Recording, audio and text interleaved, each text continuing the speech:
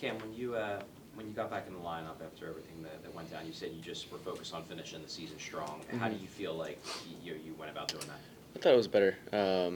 Just being able to play with a little bit more freedom and, maybe not gripping the stick as tight.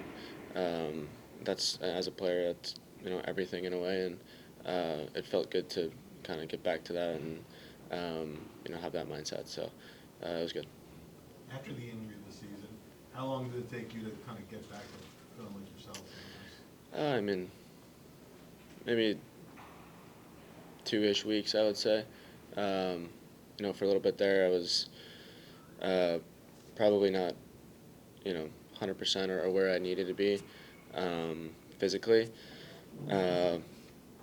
It kind of sucks just the timing of it because the first maybe 10 games you're kind of, getting your body ramped up for the season and getting your legs under yourself. And, I felt like I was just kind of playing catch up after that. So, but our training staff did a good job, and throughout the year it was something that we were kind of working on. So, I'm excited to go into the off season on a healthy note and have a good off season of training and come into camp 100%.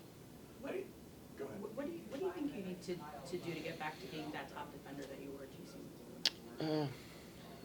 I think there's a few things that happen that will help me.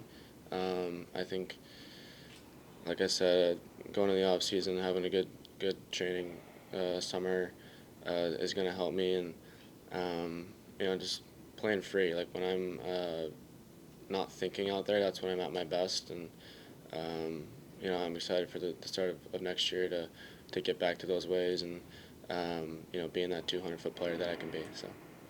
Do you think that the I guess tension between you and John Tortorella that contributed to maybe you not playing as free as you would like? I don't think I had necessarily much of a leash, but at the end of the day, I didn't play to the level that I can, and I think that's probably the most frustrating thing for me. You can say all you want about me and the coach, but at the end of the day, I didn't do my part and didn't play good enough on my end. So that's kind of how I look at that. Was it frustrating at all because when you look at the power play struggled, and it seemed like you were the only defenseman that never really got a chance to play power play. Is that something that you feel like you can still do and contribute in, and how tough was that to really never get a chance to do it? Yeah, I know I can, but it was pretty clear early on that wasn't going to be the case. I kind of could feel it. Of course, I would have loved to have been on a power play and do that and probably help my numbers maybe a little bit, but it's just not how it worked out this year, and that's all right. I focused on my 5-on-5 game and tried to be the best that I could there. But yeah, I would have loved to, but it's not how it happened. So. Jeremy Drysdale had a lot of good things to say about you as a player, and he said that he was excited to maybe stay on a deep pairing with you going into next season. Is that something that you'd want as well? Yeah, a really good hockey mind. It's cool playing with a guy like that, somebody that I think we're both thinkers of the game. We're not overly physical. We use our legs more than anything and think our way through problems versus, a guy like Risto, he plays up, and it's just a different style, but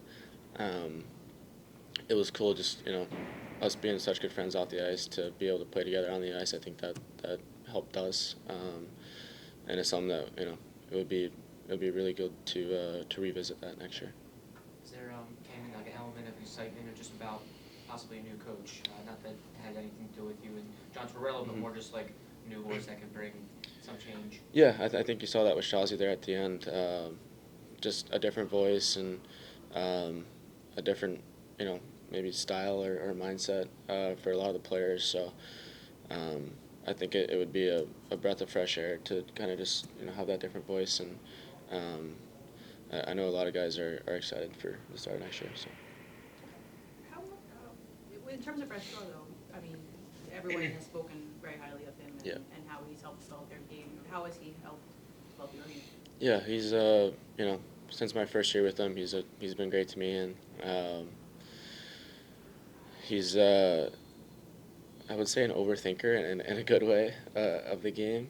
I think he'd probably admit that himself, but he's just really good at sitting down with guys, going over video. Like, you know, he tells you how it is in a good, honest way.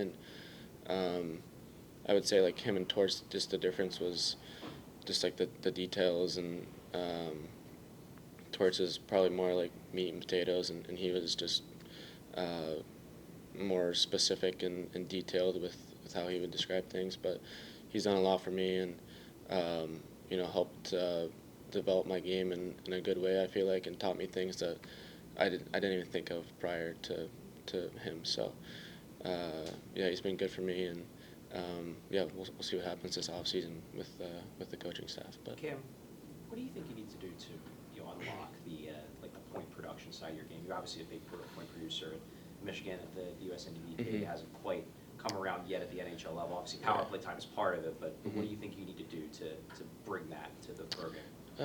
I mean, I just talked with Danny about it. I think you know, offensively,